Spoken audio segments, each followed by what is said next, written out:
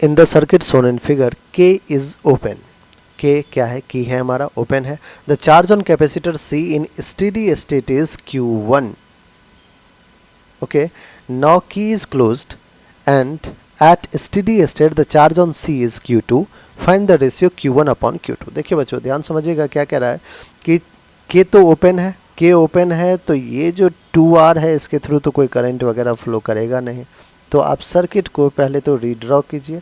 ये रहा resistance R, ये रहा हमारा कैपेसिटर C और ये है हमारे पास पावर सप्लाई जो बैटरी है वो E.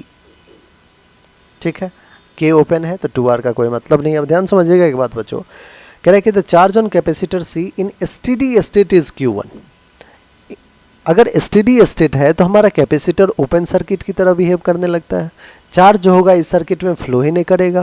ध्यान समझिएगा बच्चों, एट स्टेडी स्टेट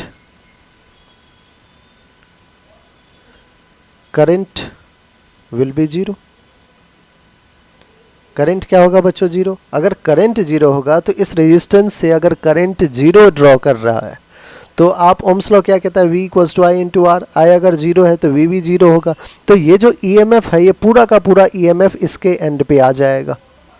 तो ये पूरा का पोटेंशियल डिफरेंस कौन यूज़ कर रहा है? कैपेसिटर. ठीक है, बहुत बढ़िया.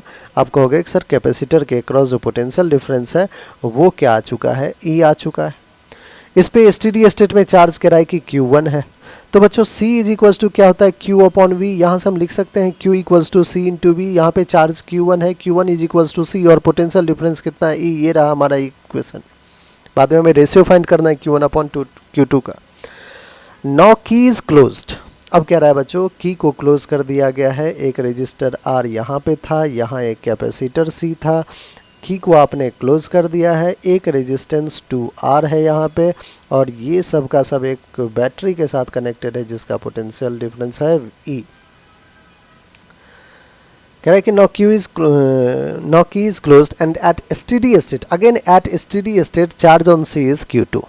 अब अगर बच्चों steady state है तो क्या ये कैपेसिटर फिर से कैपेसिटर जो है एक शॉर्ट सर्किट की तरह ओपन सर्किट की तरह बिहेव करेगा? ओपन सर्किट की तरह अगर बिहेव कर रहा है बच्चों तो इस बार हमारे पास सर्किट में कौन कौन है? एक तो R है और दूसरा कौन है? 2R है और यहाँ पे क्या लगा हुआ है? Battery having EMF E.